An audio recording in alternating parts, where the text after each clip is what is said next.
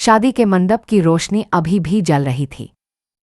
दिसंबर की वो रात थी और लखनऊ की हवा में इतनी ठंड थी कि सांस लेते हुए भाप निकल रही थी। मैं गोमती नगर वाले उस बड़े फार्म हाउस के मेन गेट पर खड़ी थी जहां थोड़ी देर पहले तक मैं दुल्हन की भाभी थी, इस घर की बड़ी बहू थी।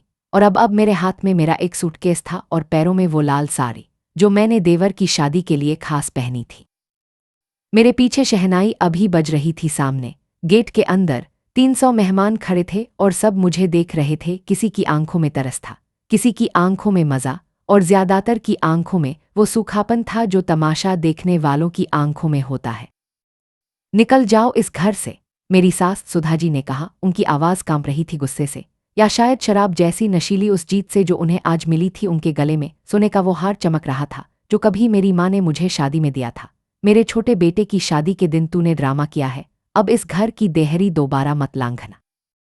मेरे पति अजय वहीं खड़े थे। मंडप की सुनहरी रोशनी उनके चेहरे पर पड़ रही थी। मैंने उनकी तरफ देखा। 12 साल की शादी और उस पल में वो एक बार भी मेरी आंखों में नहीं देख पाए। उन्होंने अपनी नज़रें ज़मीन पर गड़ा रखी थीं, जैसे संगमरमर के उस फर्श में कोई जवाब लिखा हो।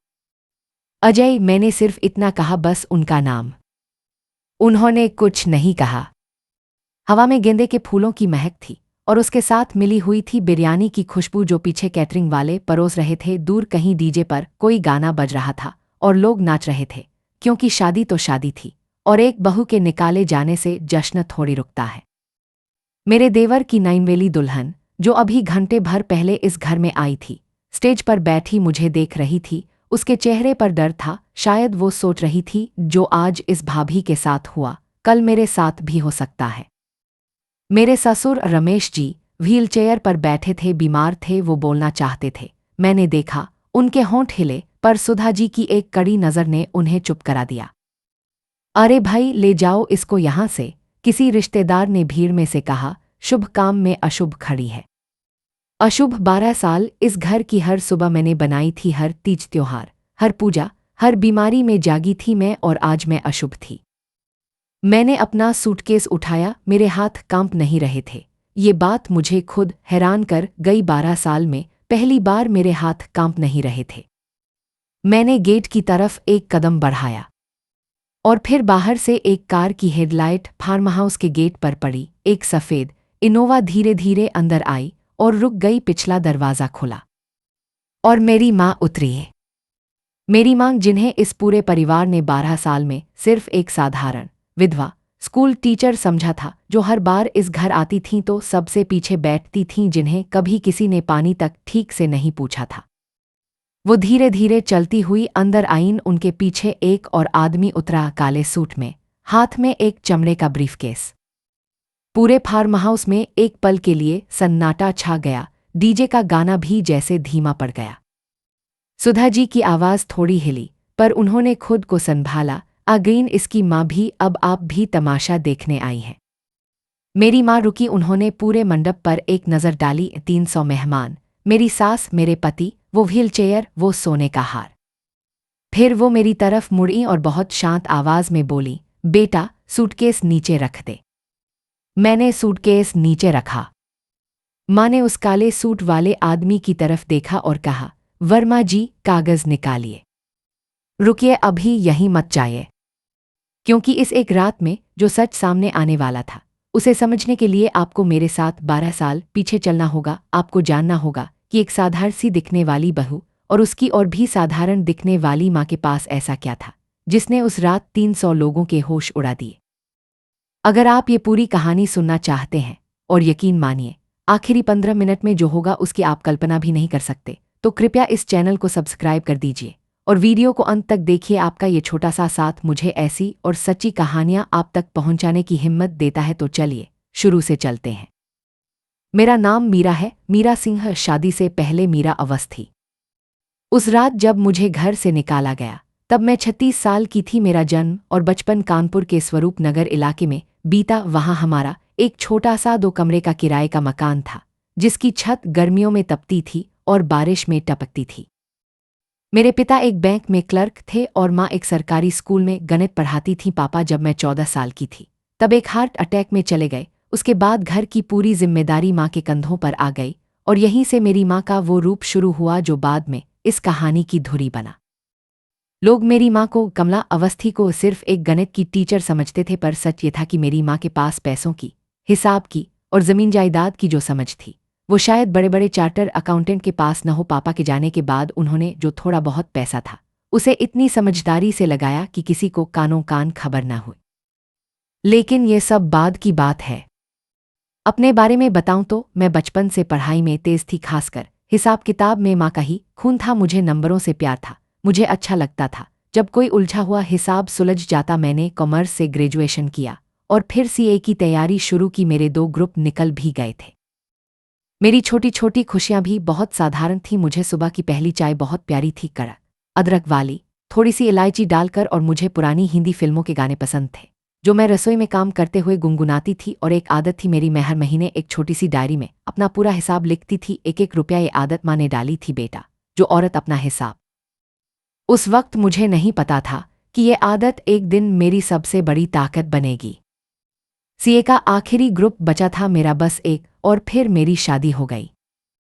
अजय से मेरी शादी अरेंज थी, पर उसमें प्यार भी था, कम से कम शुरू में तो ऐसा ही लगा। अजय सिंह लखनऊ के एक बड़े कारोबारी परिवार का बड़ा बेटा। परिवार का बिल्डिंग मटेरियल का बिजनेस था, सरिया, सीमेंट, गिट्टी। गोमती नगर में उनकी एक बड़ी दुकान थी और एक 3 मंजिला घर जिसका नाम था सिंह निवास। रिश्ता किसी दूर के रिश्तेदार के जरिए आया था। जब अजय पहली बार मुझे देखने कानपुर आए तो वो सबसे अलग लगे, लंबे, शांत, थोड़े शर्मीले। बाकी लोग जब हिसाब किताब की बातें कर रहे थे, दहेज की, लेन देन की, तब अजय चुपचाप छत पर आ गए और मुझसे पूछा, आपको क्या पसंद है करना?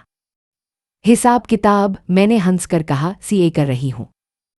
अच्छा है, उन्होंने कहा, हमारे बिजनेस में तो हिसाब का बहुत झोल है, घर आ जाओगी तो सब संभाल लेना।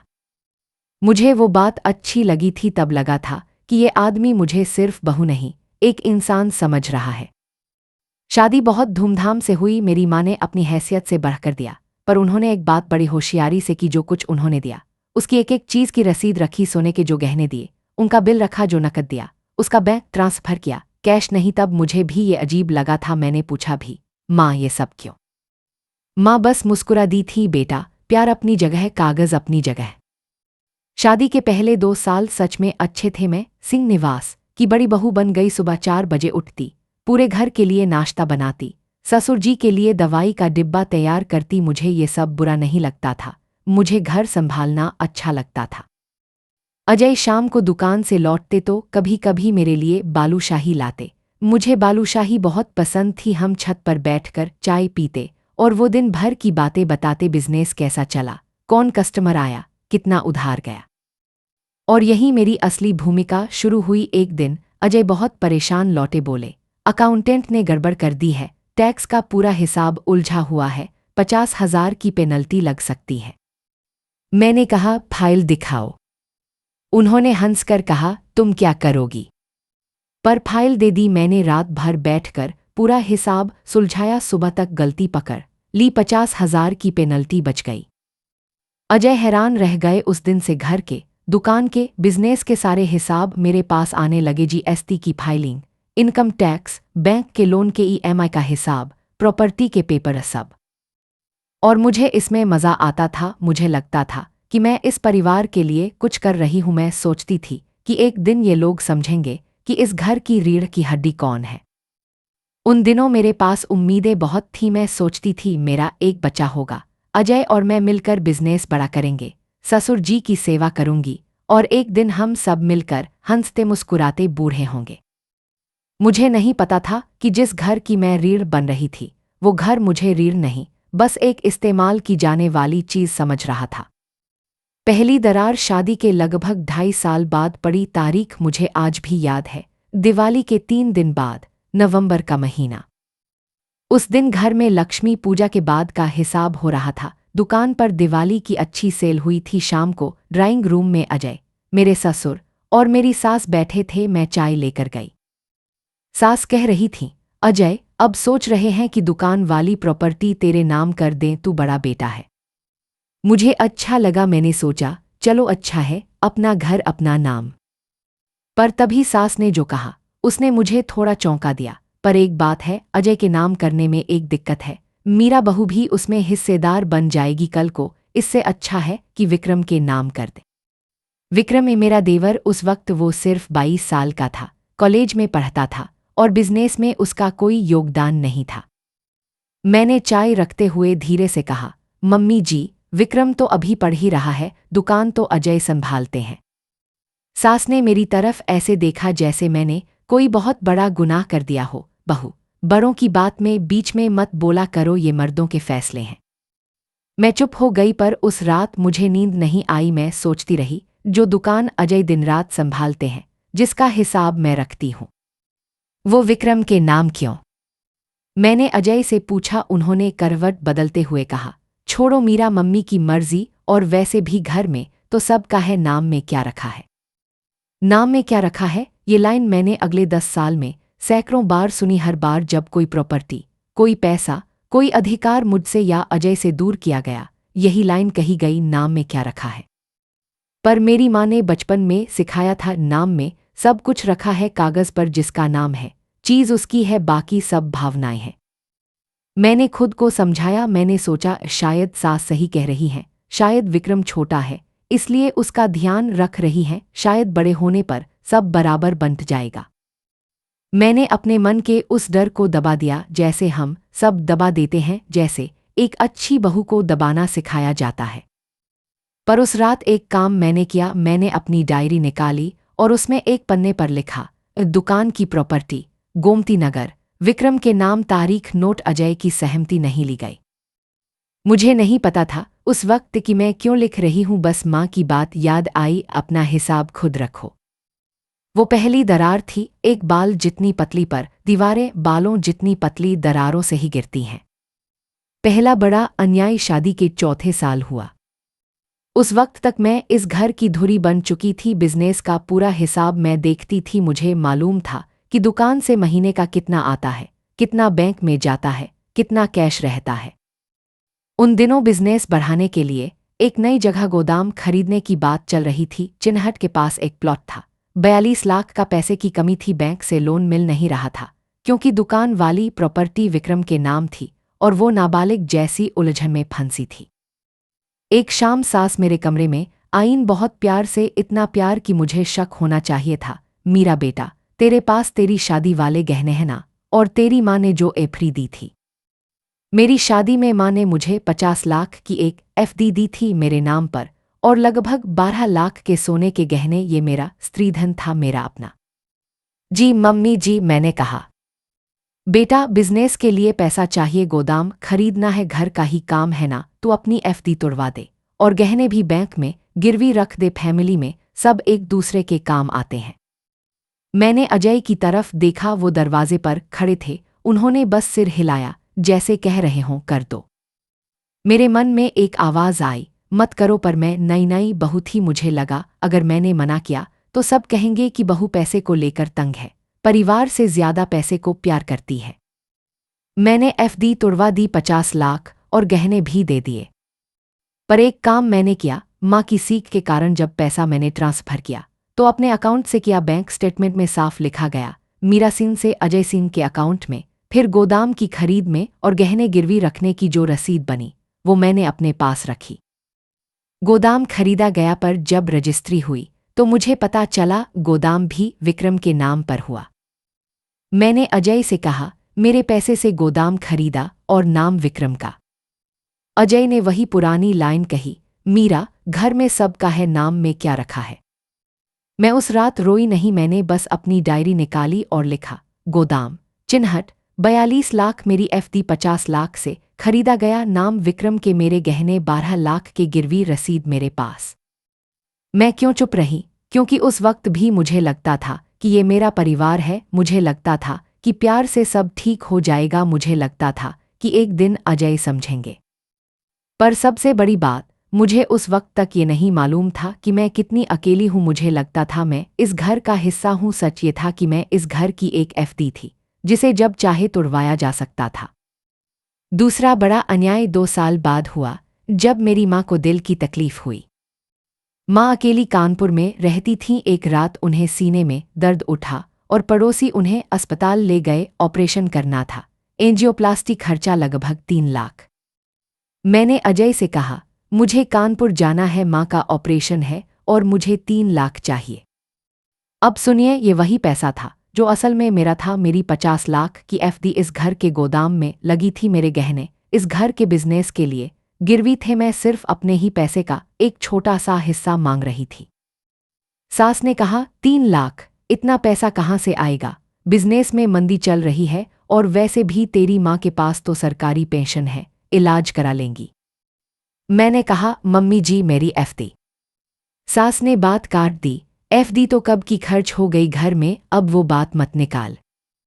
मैंने अजय की तरफ देखा, वो अपने फोन में लगे रहे। बोले, मीरा अभी सच में पैसे की तंगी है, तुम एक काम करो, अपनी माँ से कहो कि सरकारी अस्पताल में करा ले।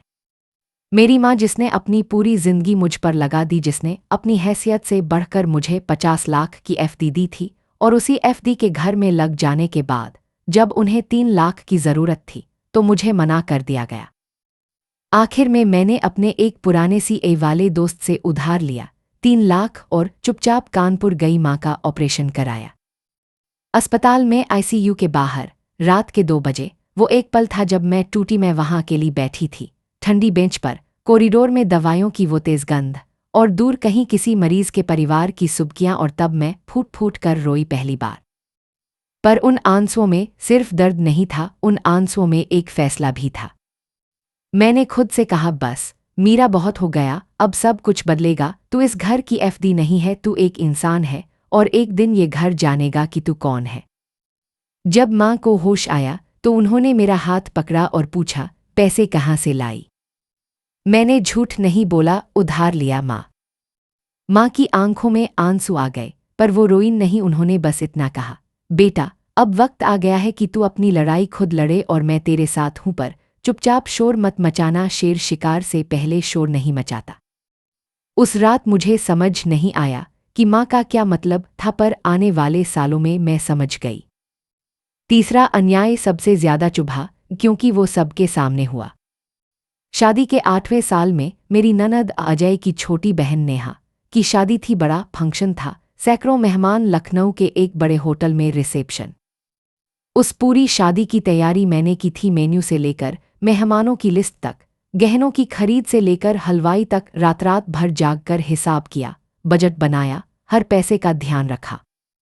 रिसेप्शन की रात स्टेज पर सब खड़े थे, फोटो के लिए मैं भी परिवार का हिस्सा थी, तो मैं भी स्टेज की तरफ बढ़ी। तभी सास ने भरी महफिल में माइक के पास खड़े होकर इतनी जोर से कहा कि आसपास के सब लोग सुन ले, मीरा तुम नीचे रहो, ये फैमिली फोटो है, और वैसे भी तुम्हारे तो अभी बच्चा भी नहीं है, कैसी फैमिली। मैं वहीं रुक गई, स्टेज की सीढ़ी पर, एक पैर ऊपर एक नीचे। तुम्हारे तो अभी बच्चा भी नहीं है। 8 साल की शादी में मैं मां नहीं बन पाई थी और इसका इल्जाम हमेशा मुझ पर डाला गया, जबकि डॉक्टर ने साफ कहा था कि दिक्कत अजय में है, पर वो सच इस घर में कभी नहीं बोला गया। इल्जाम हमेशा बहू का।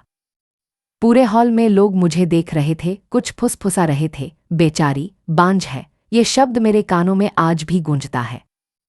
मैं चुपचाप नीचे उतर गई। स्टेज पर सास, ससुर, अजय, विक्रम सब हंसते हुए फोटो खिंचवा रहे थे और मैं, जिसने ये पूरी शादी अपने हाथों से खड़ी की थी, नीचे भीड़ में खड़ी थी।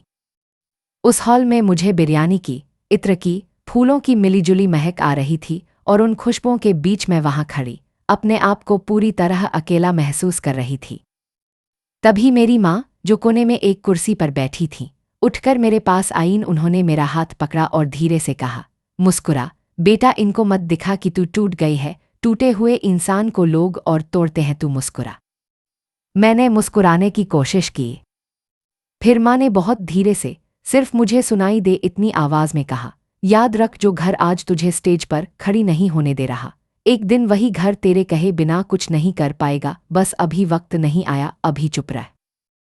उस रात घर लौटते हुए कार में मैंने खिड़की से बाहर देखा, लखनऊ की सड़कें रोशनी में नहा रही थीं और मैंने मन ही मन एक फैसला किया जिसे किसी ने नहीं सुना। अब मैं तैयारी शुरू करूंगी, चुपचाप, बिना किसी को बताए, और जिस दिन वक्त आएगा मैं इनसे कुछ नहीं कहूंगी, मैं बस कागज रख दूंगी, क्योंकि कागज चिल्लाते नहीं, कागज बस सच बोलते हैं। अंदर से जो टूटना शुरू हुआ था वो असल में एक नई मीरा का बनना था। अगले 3 साल मैंने चुपचाप काम किया, इतने चुपचाप कि घर में किसी को कानों कान खबर न हुई। सबसे पहले मैंने अपना अधूरा सीए पूरा करने का फैसला किया, जो एक ग्रुप बचा था। मैंने रात को सबके सोने के बाद पढ़ना शुरू किया। घर में सबको लगता था मैं देर रात तक बिजनेस का हिसाब कर रही हूँ, असल में मैं अपनी पढ़ाई कर रही थी। 2 साल की मेहनत के बाद मैंने अपना आखिरी ग्रुप निकाल लिया। मैं अब एक क्वालिफाइड चार्टर अकाउंटेंट थी, पर मैंने ये बात घर में किसी को नहीं बताई। मेरा सर्टिफिकेट मेरी माँ के घर कानपुर में एक लॉकर में रखा था। दूसरा काम, मैंने बिजनेस के हर कागज़ की एक कॉपी बनानी शुरू की। मैं तो वैसे भी सारा हिसाब देखती थी, तो मुझे किसी ने रोका नहीं। जीएसटी की फाइलें, इनकम टैक्स रिटर्न, प्रॉपर्टी के पेपर, बैंक स्टेटमेंट, लोन के डॉक्यूमेंट, हर चीज़ की एक कॉपी, और ये सब मैंने कानपुर वाले लॉकर में जमा किया। धीरे धीरे मेरे पास एक पूरी तस्वीर बन गई, और वो तस्वीर चौंकाने वाली थी। मुझे पता चला कि बिजनेस में असल पैसा, जो मेरी एफडी का, मेरे गहनों का और मेरी मेहनत का था, उसका कोई हिसाब मेरे नाम नहीं था। सारी प्रॉपर्टी विक्रम के नाम थी, दुकान, गोदाम और अब तो घर का एक हिस्सा भी। पर सबसे बड़ी बात जो मुझे पता चली वो ये थी, बिजनेस में एक बड़ा लोन था, 2.25 करोड़ का, और उस लोन के गारंटर के तौर पर अनजाने में अजय ने मेरे कुछ पुराने पेपर इस्तेमाल किए थे। यानी अगर बिजनेस डूबता तो कानूनी तौर पर मैं भी फंसती, पर इसका एक दूसरा पहलू भी था जिसे मैं आगे बताऊंगी। तीसरा काम, मैंने चुपचाप अपना पैसा बनाना शुरू किया। मैं घर के दुकान के छोटे छोटे कामों के लिए जो अलाउंस लेती थी उसमें से बचत करती, और उससे भी बड़ी बात, मैंने कुछ लोकल दुकानदारों के लिए जो मुझे जानते थे चुपचाप उनकी अकाउंटिंग करनी शुरू की। घर बैठे मेरी माँ के कानपुर वाले पते पर पेमेंट आता था। 3 साल में मैंने अपने नाम एक अलग अकाउंट में, जो कानपुर में था और जिसकी घर में किसी को खबर नहीं थी, लगभग 18 लाख रुपये जमा कर लिए। ये मेरा अपना था, पूरी तरह अपना। और सबसे ज़रूरी, मैंने कानून समझा। मैंने महिलाओं के अधिकार पढ़े, स्त्रीधन का कानून पढ़ा, घरेलू हिंसा का कानून पढ़ा। मैंने पढ़ा कि शादी में दिया गया स्त्रीधन हमेशा औरत का रहता है, चाहे वो कहीं भी लगा हो। मैंने पढ़ा कि अगर वो पैसा जबरन लिया गया है तो उसे वापस मांगा जा सकता है, अगर सबूत हो। और सबूत मेरे पास थे, हर एक चीज़ का, बैंक ट्रांसफर, गिरवी की रसीद, डायरी में लिखी तारीख है। मेरी माँ ने मुझे एक वकील से मिलवाया, वर्मा जी, एक बुजुर्ग अनुभवी वकील, जो मेरी माँ के स्कूल के एक पुराने साथी के भाई थे। वर्मा जी ने मेरे सारे कागज़ देखे और कहा, बेटी, तुम्हारे पास जो है उससे तुम अपना पूरा पैसा वापस ले सकती हो, और उससे भी ज्यादा, पर धैर्य रखो, सही वक्त का इंतजार करो। मैं बाहर से वही पुरानी मीरा थी, सुबह 4 बजे उठकर नाश्ता बनाने वाली, ससुर जी की सेवा करने वाली, हर बात पर चुप रहने वाली बहू। पर अंदर से मैं अब एक तैयार औरत थी। मैं कमज़ोर नहीं थी, मैं सिर्फ सही वक्त का इंतजार कर रही थी। इस पूरे सफ़र में एक ही इंसान मेरे साथ था, मेरी माँ। कमला अवस्थी मेरी माँ, ऊपर से एक साधारण सी बूढ़ी होती हुई विधवा स्कूल टीचर, पर असल में वो मेरी सबसे बड़ी ताकत थी। जब भी मैं टूटती, माँ का फ़ोन आता, वो कभी सीधे नहीं पूछती कि क्या हुआ, वो बस पूछती, आज खाना खाया? और उस एक सवाल में इतना प्यार होता कि मेरी आधी थकान उतर जाती। माँ ने ही मुझे सिखाया था कि रोना कमज़ोरी नहीं है, पर सिर्फ रोने से कुछ बदलता नहीं। आंसू बहा बेटा, पर आंसुओं के बाद उठकर कागज़ भी संभाल। हर महीने जब मैं अपने हिसाब की कॉपियाँ कानपुर भेजती तो माँ उन्हें अपने लॉकर में लगाती जाती। वो एक एक कागज़ को फाइल करती, तारीख डालती और मुझे फ़ोन पर बताती, आज तेरी फाइल थोड़ी और मोटी हो गई बेटा। और वो पैसे के मामले में मुझसे भी तेज़ थीं। जब मैंने अपनी बचत शुरू की तो माँ ने ही मुझे बताया कि पैसा कहाँ लगाना है, कैसे बढ़ाना है, कौन सा अकाउंट सुरक्षित है। एक बार मैंने उनसे पूछा, माँ, आप इतना सब कैसे जानती हैं? वो हंसी, बेटा, जब तेरे पापा गए थे तब मेरे पास सिर्फ एक स्कूल की नौकरी थी और तू थी। मैंने उस दिन कसम खाई थी कि मैं अपनी बेटी को कभी किसी के आगे हाथ फैलाने नहीं दूंगी, और उसके लिए मुझे पैसा समझना पड़ा। और पैसा समझने वाली औरत से बड़ी ताकत इस दुनिया में कुछ नहीं। एक और बात, माँ ने मुझसे एक वादा लिया था। उन्होंने कहा था, जिस दिन तेरे साथ हद हो जाए उस दिन तू मुझे बुलाना, मैं आऊंगी, और तब मैं वो नहीं रहूंगी जिसे ये लोग साधारण समझते हैं। उस दिन मैं तेरी माँ नहीं, तेरी वकील बनकर आऊंगी। मुझे तब नहीं मालूम था कि माँ के इस वादे के पीछे एक और सच छुपा है, एक सच जो उस देवर की शादी की रात 300 लोगों के सामने खुलने वाला था। मैं अकेली थी पर पूरी तरह अकेली नहीं थी। मेरी माँ मेरे पीछे खड़ी थीं चुपचाप पर चट्टान की तरह मजबूत। और फिर वो दिन आया, देवर विक्रम की शादी। विक्रम अब बड़ा हो गया था, बिजनेस में आ गया था। कागजों पर तो बिजनेस का मालिक ही वही था। उसकी शादी एक अमीर घर की लड़की से तय हुई थी। घर में महीनों से तैयारियां चल रही थीं। और इस बार भी हर बार की तरह पूरी शादी की जिम्मेदारी मुझ पर थी। मैंने रात दिन एक कर दिया, बजट बनाया, मेहमानों की लिस्ट संभाली, हलवाई, डेकोरेशन, गहने, सब। पर पिछले कुछ महीनों में घर का माहौल बदल गया था। सास अब खुलकर कहने लगी थी कि विक्रम की शादी के बाद घर में नई बहू आएगी, पढ़ी लिखी, अच्छे घर की, और मुझे धीरे धीरे किनारे किया जाने लगा था। एक हफ्ता पहले सास ने अजय से कहा था, मैंने सुन लिया था अजय, अब मीरा को घर से अलग करने का सोच। इसका ना कोई बच्चा है, ना कोई भविष्य। विक्रम की नई बहू के लिए घर खाली चाहिए, और वैसे भी बिजनेस अब विक्रम के नाम है, मीरा का यहाँ कोई हक नहीं। मैंने ये सुना पर कुछ नहीं कहा। मैंने बस उसी रात वर्मा जी को फोन किया, वर्मा जी, वक्त आ गया है। वर्मा जी ने कहा, तैयार रहो बेटी, जो होगा अच्छा होगा। शादी की रात गोमती नगर का वो बड़ा फार्म हाउस, 300 मेहमान, शहनाई, डीजे, रोशनी। फेरे हो चुके थे, नई दुल्हन घर में आ चुकी थी, सब खुश थे। तभी स्टेज के पास सास ने मुझे बुलाया। उनके चेहरे पर वो जीत वाली मुस्कान थी। पास में अजय खड़े थे, विक्रम खड़ा था, और कई रिश्तेदार भी। मीरा, सास ने कहा इतनी जोर से कि आसपास सब सुने, आज एक अच्छी बात बतानी है। हमने फैसला कर लिया है, अब इस घर में विक्रम की नई बहू रहेगी, और तुम्हें आज ही ये घर छोड़ना होगा। पूरे मंडप में सन्नाटा सा छा गया, आसपास के लोग रुक गए। मैंने अजय की तरफ देखा, अजय, ये क्या कह रही है मम्मी? अजय ने नजरें झुका ली। मीरा, मम्मी ठीक कह रही हैं, शायद हम दोनों का साथ यहीं तक था। 12 साल में एक बार भी उन्होंने मेरा साथ नहीं दिया। सास आगे बढ़ी, बोली, और हाँ, ये जो तूने घर में पैसा वैसा दिया था, वो सब तो कब का खर्च हो गया। अब कुछ लेने की उम्मीद मत रखना। जो तेरे बदन पर है वही ले जा, बाकी सब इस घर का है। एक रिश्तेदार बोला, अरे भाई, बच्चा ही नहीं दे पाई और चाहती क्या है ये? एक और, जाने दो, इसको नई बहू आई है, शुभ मौका है। मैं वहां खड़ी थी, 300 आंखें मुझ पर, मेरी लाल साड़ी जो मैंने विक्रम की शादी के लिए खास चुनी थी, मेरे गले में वो छोटी सी चेन जो अब मेरे पास बची इकलौती चीज थी। और अजीब बात, मुझे रोना नहीं आया। 12 साल जिस पल का मुझे डर था, वो पल आ गया था, और मैं शांत थी, बिल्कुल शांत, जैसे तूफान से पहले का समंदर। सास ने कहा, अब खड़ी क्या है, निकल। मैंने अपना सूटकेस, जो मैंने पहले से ही तैयार कर रखा था, किसी को पता नहीं था, उठाया और गेट की तरफ बढ़ी। पीछे शहनाई बज रही थी, सामने ठंडी रात, गेंदे के फूलों की महक, बिरयानी की खुशबू। और तभी उस सफ़ेद इनोवा की हेडलाइट गेट पर पड़ी। मेरी माँ उतरे, उनके पीछे वर्मा जी, काले सूट में, हाथ में ब्रीफकेस। बेटा, सूटकेस नीचे रख दे, माँ ने कहा। मैंने रख दिया।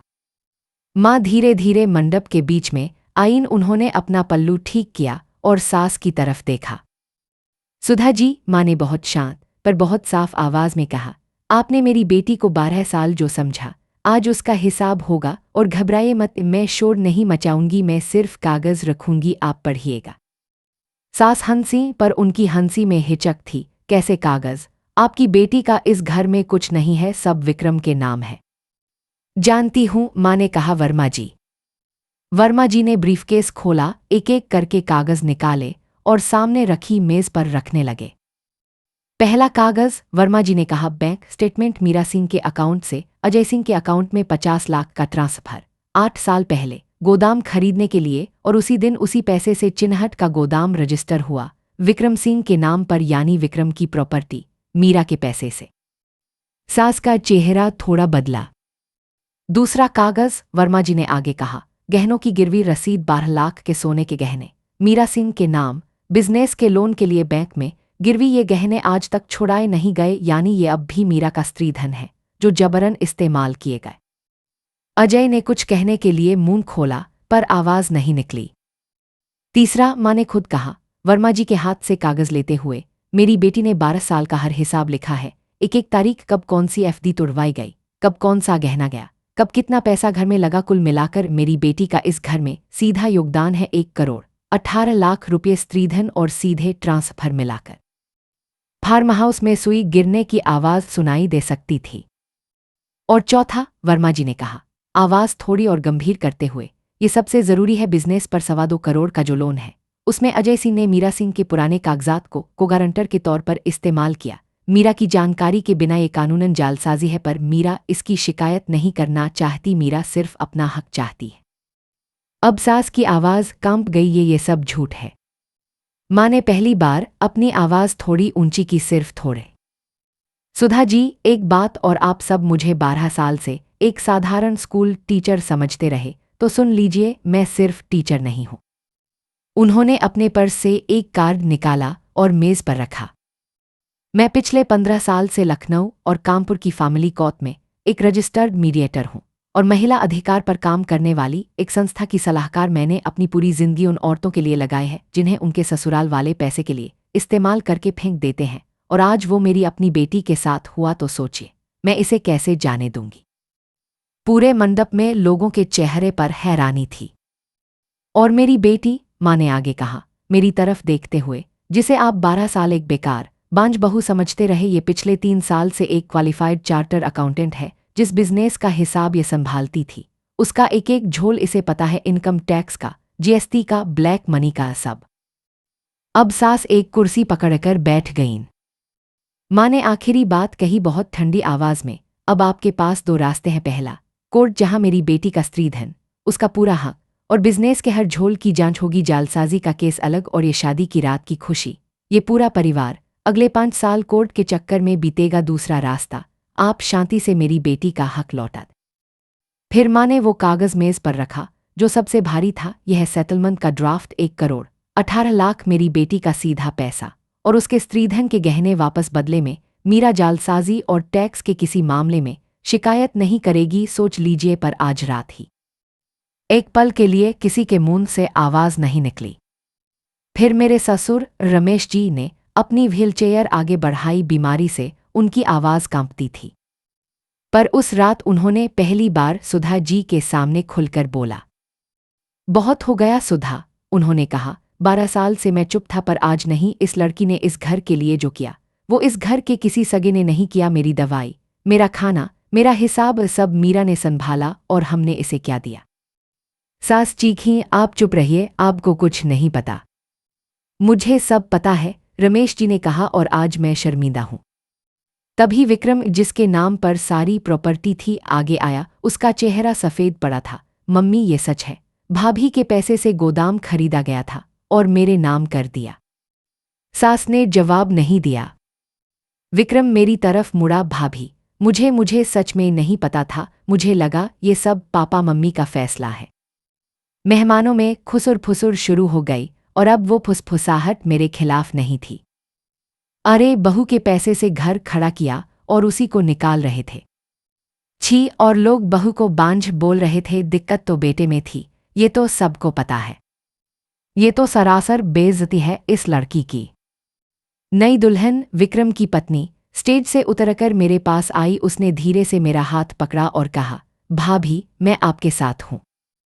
उस एक वाक्य ने मेरी 12 साल की थकान थोड़ी हल्की कर दी। अजय अभी भी वहीं खड़े थे, गुमसुम। आखिर उन्होंने मेरी तरफ देखा। 12 साल में पहली बार सीधे आंखों में, मीरा, मैं, मुझे माफ कर दो। मैंने कुछ नहीं कहा। कुछ माफी बहुत देर से आती है, इतनी देर से कि उनका कोई मतलब नहीं रहता। सास ने आखिरी कोशिश की। वो मेरी माँ के पास आईं और आवाज नरम करके बोली, देखिए बहन जी, घर की बात घर में सुलझा लेते हैं, इतने लोगों के सामने। माँ ने उन्हें बीच में रोका। सुधा जी, जब आप मेरी बेटी को 300 लोगों के सामने घर से निकाल रही थीं, तब आपको घर की बात याद नहीं आई, अब मत आए। सास चुप हो गईं। वर्मा जी ने घड़ी देखी। देखिए, फैसला आपको करना है, कोर्ट या सेटलमेंट, पर मैं आपको एक सलाह दूंगा। बिजनेस के जो कागज मीरा के पास हैं, अगर वो कोर्ट में गए तो सिर्फ पैसा नहीं, आपका पूरा बिजनेस जांच के घेरे में आ जाएगा। समझदारी इसी में है कि मामला यहीं सुलझ जाए। रमेश जी ने कांपते हाथ से पेन उठाया। मैं साइन करता हूं, मीरा का पूरा हक लौटाया जाएगा। अगले कुछ महीनों में बहुत कुछ बदला। सेटलमेंट के कागज पर उसी रात दस्तखत हुए। 1 करोड़ 18 लाख रुपये 3 महीने के अंदर मुझे लौटाए जाने थे और मेरे स्त्रीधन के गहने जो बैंक में गिरवी थे वो भी छुड़ाकर मुझे लौटाए गए। पैसा लौटाने के लिए उन्हें चिन्हट वाला गोदाम बेचना पड़ा, वही गोदाम जो मेरी एफडी से खरीदा गया था। एक तरह से वो मेरा पैसा मुझ तक ही लौट कर आया। अजय से मैंने तलाक ले लिया। 12 साल की उस शादी को खत्म करने में मुझे उतना दर्द नहीं हुआ जितना मैंने सोचा था, क्योंकि जिस रिश्ते में मैं 12 साल सिर्फ इस्तेमाल हुई थी उसे खोने का कोई गम नहीं था। तलाक में मुझे कानूनन जो मिलना था वो अलग मिला। घर में बहुत कुछ बदला। सास सुधा जी का जो रुतबा था वो टूट गया। रिश्तेदारों में उनकी वो इज्जत नहीं रही। लोग अब खुलकर कहते थे कि उन्होंने एक अच्छी बहू के साथ अन्याय किया। पर सबसे बड़ा बदलाव विक्रम में आया। उसने अपनी नई पत्नी के साथ मिलकर बिजनेस को सही रास्ते पर लाने की कोशिश की और उसने मुझसे माफ़ी मांगी बार बार। एक दिन उसने फ़ोन करके कहा, भाभी आप चाहें तो बिजनेस का हिसाब फिर से देख लें, आपके बिना सब बिखर गया है। मैंने विनम्रता से मना कर दिया, विक्रम अब मेरा अपना काम है, पर तुम्हें एक सलाह दूंगी, अपनी पत्नी को कभी वो मत समझना जो इस घर ने मुझे समझा। हिसाब में उसे भी बराबर का हिस्सेदार बनाना। ससुर जी रमेश जी का कुछ महीनों बाद देहांत हो गया, पर जाने से पहले उन्होंने मुझे फ़ोन किया था। बहुत कमज़ोर आवाज़ में उन्होंने कहा था, बेटी मुझे माफ़ कर देना, तूने इस घर की सबसे अच्छी बहू होकर सबसे बुरा दिन देखा, भगवान तुझे खुश रखे। वो इकलौते थे इस घर में जिन्होंने मुझे कभी सच में इंसान समझा। और मैंने अपनी नई जिंदगी शुरू की।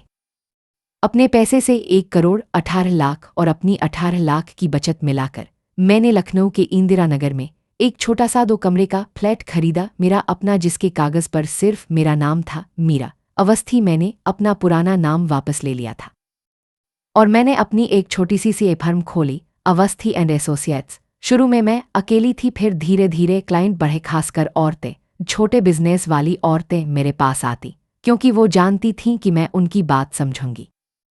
आज इस पूरी कहानी के 3 साल बाद मैं अपने इंदिरा नगर वाले फ्लैट की बालकनी में बैठी हूँ। शाम का वक्त है, लखनऊ का आसमान हल्का नारंगी है। मेरे हाथ में एक कप चाय है, कड़क अदरक वाली, थोड़ी सी इलायची डालकर, वही चाय जो मुझे बचपन से पसंद है, और आज मैं इसे किसी की मर्जी से नहीं अपनी मर्जी से बना रही हूँ। मेरी बालकनी से सामने एक गुलमोहर का पेड़ दिखता है। इस वक्त उस पर लाल फूल खिले हैं। नीचे सड़क पर बच्चे खेल रहे हैं। कहीं से किसी के घर से खाने की महक आ रही है और कहीं दूर एक मंदिर की घंटी बज रही है। माँ मेरे साथ ही रहती हैं। अब वो अंदर सोफे पर बैठी अपनी किताब पढ़ रही हैं। थोड़ी देर में हम दोनों साथ खाना खाएंगे। यह हमारा घर है, पूरी तरह हमारा। मेरी फर्म अब अच्छी चल रही है। 3 लड़कियां मेरे साथ काम करती हैं और हर महीने मैं एक काम मुफ्त में करती हूँ, किसी ऐसी औरत का जिसके पास पैसे तो नहीं पर हक की लड़ाई है। ये मेरा माँ को दिया एक तरह का शुक्रिया है। कभी कभी मैं सोचती हूँ उस रात के बारे में, उस लाल साड़ी के बारे में, उस सूटकेस के बारे में, और मुझे अब उस पर गुस्सा नहीं आता बल्कि एक अजीब सा शुक्र महसूस होता है, क्योंकि अगर उस रात मुझे घर से न निकाला जाता तो शायद मैं आज भी उस घर की एक एफडी ही रह जाती, एक ऐसी औरत जो अपने ही पैसे से खरीदी गई चीज़ों में बेगानी थी। ये कोई बड़ी जीत नहीं है, मैंने किसी को बर्बाद नहीं किया, मैंने बस अपना हक लिया, जो मेरा था वो मुझे मिला। ये एक शांत जीत है, एक कमाई हुई आज़ादी। मैं चाय का एक और घोंट लेती हूँ। गुलमोहर के फूल हवा में हल्के से हिलते हैं और मैं मुस्कुराती हूँ, इस बार किसी को दिखाने के लिए नहीं बल्कि इसलिए कि सच में खुश हूँ। माँ अंदर से आवाज़ देती है, मीरा चाय ठंडी हो जाएगी। नहीं होगी माँ, मैं कहती हूँ, आज मैंने गरम बनाई है अपने हाथ से। अब मैं आपसे बात करना चाहती हूँ, सीधे आपसे जो अभी तक मेरे साथ हैं। अगर आप यहाँ तक पहुँचे हैं तो शायद इस कहानी में कहीं ना कहीं आपको अपनी कोई बहन, कोई माँ, कोई सहेली नजर आई होगी। और मैं आपसे बस एक सवाल पूछना चाहती हूँ, क्या आप अपना हिसाब खुद रखते हैं? अपने पैसे का, अपने हक का, अपने सम्मान का? क्योंकि जो इंसान अपना हिसाब खुद रखता है उसे दुनिया की कोई ताकत कमज़ोर नहीं बना सकती। मुझे कमेंट में बताइए आप किस शहर से मेरी ये कहानी सुन रहे हैं। मुझे सच में जानना है कि मेरी बात कहाँ कहाँ तक पहुँच रही है। और अगर आपके जीवन में कोई ऐसी औरत है, कोई बहू, कोई बेटी, कोई दोस्त जिसे आज इस कहानी को सुनने की ज़रूरत है, तो ये कहानी उस तक ज़रूर पहुँचाए। हो सकता है आपका भेजा हुआ ये एक वीडियो किसी की चुप्पी तोड़ दे, किसी को अपनी ताकत याद दिला दे। याद रखिए, हक मांगना स्वार्थ नहीं है और अपने पैरों पर खड़ा होना किसी के खिलाफ बगावत नहीं, ये तो बस अपने आप से किया गया एक वादा है। आप अकेले नहीं हैं और आपके अंदर वो ताकत पहले से है, बस उसे पहचानने भर की देर है। अपना ख्याल रखिए, मिलते हैं अगली कहानी में।